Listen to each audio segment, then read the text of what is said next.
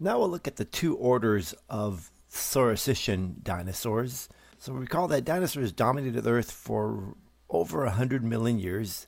They appeared in the late Triassic around 210 million years ago, along with a dinosaur called Coelophysis, and we'll say more about Coelophysis in a moment. Early dinosaurs were small, bipedal, lightly built, chicken size, although I just read recently that maybe the chicken size relates to a juvenile dinosaur. Maybe they got more turkey size, some of the smaller ones. When we look at the Saurischians, we're going to look at two orders. We're looking at the Sauropods, which are the long-necked dinosaurs like Brachiosaurus and Apatosaurus and Diplodocus. We'll find that most of them are from the Jurassic, the Sauropods, although some lived on into the Cretaceous, and that's mostly in South America. The Prosauropods were predecessors to the long-necked dinosaurs here, but these lived mostly in the Triassic. And then the Therapods are going to be your carnivorous dinosaurs like the Tyrannosaurs, the Velociraptors. Remember, both of these belong to the family Coelurosaurs, which led on to birds. But there's also the Carnosaurs are in here, and that includes Allosaurus. Now, when we look at the Saurischian dinosaurs here, again, we're looking at the Triassic Prosauropods here. Then the Sauropods, mostly Jurassic for Brachiosaurus here. And then we have the Jurassic Theropod here, the Carnosaur Allosaurus, big Al here. And then for the Sauropods, you'll probably recognize this photo from our webpage here. One interesting thing about these guys, they were quadrupedal, so they walked on all four legs, vegetarians, broad feet, strong pillar-like limbs, similar to an elephant's, but maybe twice the diameter. Smaller heads. They had long necks, and the long necks enabled them to reach vegetation high in branches and also kind of swing around from one tree to another. One of the problems with having these long necks would be the massive weight. Fossils of these long-necked dinosaurs have been found that the bones were hollow in the neck, so the necks were relatively light. They had the long tails for counterbalance, massive bodies, powerful load-bearing bones and pelvis. They, again, Jurassic and Cretaceous, and the largest land animals ever, 50 to 80 tons. And so here's a picture of Diplodocus. Diplodocus is unique in that it had this very long whip-like tail here. We talked about the Therapods, and so again, these are the carnivorous Saurischians. These are bipedal, so in other words, they walked on two legs. And there are two main groups. There are the Coelurosaurs, which eventually became the birds, and then the Carnosaurs. So looking at the Coelurosaurs, there's three subfamilies here. The Maniraptors, these had claws in their hands, and Maniraptor means seasoned hands. They're the ones that are closest related to birds. The Ornithomimids are bird mimics, so they look a lot like birds. They're definitely feathered dinosaurs, very ostrich-like. And then the Tyrannosaurs. And so these are the tyrant lizards, very large. And again, I mentioned that in the past they were classified with Carnosaurs, but their bone structure suggests that they were really Coelurosaurs, which means that in two different groups, both the Coelurosaurs and the Carnosaurs, large carnivorous dinosaurs developed. Now, for the Carnosaurs, we have their meat-eating lizards. They have larger eye sockets. So for Allosaurus up here, large eye socket, where Tyrannosaurs had smaller eye sockets. Larger forelimbs. Instead of having two fingers like the Tyrannosaurs, Allosaurus, the Carnosaurs, had three fingers. Long, narrow skull, and then I mentioned Allosaurus here. Then I talked about the Coelurosaurs, extremely bird-like theropods. They're the ones that got to about turkey-sized. Recent fossils and evidence relates that these species probably had some feathers on them, again, making them closely related to birds. So compsognathus means gentle or delicate jaw. We're also looking at more Coelurosaurs. So Coelophysis. Coelophysis is probably one of the earliest dinosaurs from the Triassic. Then we're looking at Velociraptor and Deinonychus. In fact, they used Deinonychus as Velociraptor in the movie Jurassic Park, but really it's Deinonychus is what we call it here in North America. And recent work has shown that Deinonychus really was a feathered dinosaur, and there's a picture here of what Deinonychus would look like. So you got these massive claws here for shearing and puncturing, claws on its arms, which were feathered, And paleontologists think that these guys are more like they worked in teams and they ambushed the prey, probably sliced it, cut it, and just waited for the prey to bleed and get tired, and then they'd come in. Another very similar Coelurosaur is Utah Raptor. Again, you can see it's very similar to Deinonychus in terms of the feather arrangement. Then we mentioned a little bit about the Tyrannosaurs. And so large cresting skull, short deep jaws, banana-sized teeth. Again, a thecodont, long hind limbs, small beady eyes. So again, different than the Carnosaurs. Carnosaurs had large eye sockets. Short forelimbs and 2 fingers instead of 3.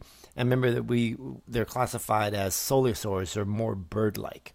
They had powerful jaws, short necks, moderate forelimbs, so they had a little bit longer forelimbs. You can see here compared to a T-Rex, they have longer forelimbs. And then this is Allosaurus. And now for the Ornithischia Dinosaurs, there are several groups here. There's Ornithopods, Ornithopoda. These include the hadrosaurs and the iguanodons. The Pachycephalosauris, those are the ones that have the bone on their skull. The Ankylosauros, the armored dinosaurs, Stegosauria, and the Ceratopsians are the horned dinosaurs with a neck frill, so like Triceratops. But one thing we should note here, the Ornithischia Dinosaurs, they differed from the Saurischian Dinosaurs by having no teeth in front of the mouth. And then they had these ossified tendons back of the mouth. So ossified means bone-like or turned into bone or bony tissue. And really those tendons in the back of the mouth, they turn to bone so they can crush the vegetation, right, for chewing the vegetation. Again, Ornithopoda, so here's Parasaurolophus. So Parasaurolophus had this big head crest, and fossils of Parasaurolophus show that there were intricate chambers in here. So these dinosaurs probably communicated by blowing or making sounds here. And then we have iguanodons. Some of the earliest fossils of iguanodon found in the 1700s, when they reconstructed the dinosaur, they found these spikes, and they thought the spikes maybe went on the nose here, but they realized that each fossil had 2 of these, and scientists later realized that these were thumb spikes, probably used in protection against predators or for searching out vegetation. We talked about Pachycephalosaurus with the bony head plate here, and Ankylosaurs, which are heavily armored, and they had that tail club. And we talked about the Stegosaurs. Again, these were probably used for maybe a thermal regulation for warming and cooling, but they had baseball bat size spikes at their tails, so that was one of their protections. And then there's a variety of ceratopsians. So there's Triceratops, Styracosaurus, Psittacosaurus down in here. So variety of these Triceratops and ceratopsians. One thing we should note about these guys, they were abundant in the Cretaceous period along with Tyrannosaurs. Now, when we're looking at the flying reptiles, remember these are not dinosaurs, and they're the first vertebrates to take to flight. They have an elongate 4th finger, and it's really an analogous structure with the wings of other flying organisms, in this case birds and mammals. And the flying reptiles had light hollow bones. They had good sight, muscular coordination. And when we look at these, there's going to be 2 types. There's a pterodactyl. These are usually the smaller ones, 50 centimeters to 2.5 meters, so maybe about 8 feet long at the most. They had the long tail, so pterodactyls did have the tail. Whereas the pteranodons, these were truly the giants of the Jurassic and Cretaceous skies. They were large, no tail, they were gliders, so they probably just used their wings just to get flight, and they would ride air currents, and they were big, so up to 12-meter wingspan, so that's about 40 feet, so huge. These are pretty large. Looking at the aquatic realm during the Mesozoic time, we have some fish, and some of the dominant species here are going to be the osteichthyes. So remember, the osteichthyes are the bony fish. And we see we're going to have some primitive species, some intermediate species, but we begin to see the more advanced species we have today, the teleos fish that we've talked about already. We also have chondrichthyes, which are the sharks, and they're the major predators of that time. And today they're still major predators in the oceans. We have a few of the crossopterygians left over, the lungfish, but they are in decline. In the fossil record, we really don't have any Cenozoic fossils of these lungfish. However, in the 1930s, I talked about how the coelacanth was found at a fish market. So this living fossil is still around, and it was really over near Madagascar where this was found. And so here is kind of an intermediate fish from the Mesozoic, the Ledicthes here. But next to a nautiloid here, and then this is actually one of those mosasaurs that we'll talk about in a little bit. And so when we're looking at the Mesozoic marine reptiles, we have those mosasaurs, the plesiosaurs with the long necks, again paddle-like. Remember, they're not dinosaurs, but they're reptiles, marine predators. The plesiosaurs primarily ate fish. Another marine reptile are the ichthyosaurs. So these ichthyosaurs were extremely dolphin-like, but they differed in terms that obviously they were reptiles, but they had, instead of a horizontal tail fluke, they had a vertical caudal fin, or their tail fin here. But porpoise-like, about anywhere from 2.5 feet to 45 feet. So they got pretty large, some of these ichthyosaurs. Their eyes were the size of dinner plates, so they had really good vision. One of their favorite food was hunting nautiloids, fish, and cephalopods, and they gave birth to live young. In fact, there's an amazing fossil of an ichthyosaur here, but this fossil was of a mother ichthyosaur giving birth to a live baby, but the mother died and they both were buried and fossilized here. We talked about mosasaurs a little bit. So these are giant marine reptiles, predators of these Jurassic and Cretaceous seas.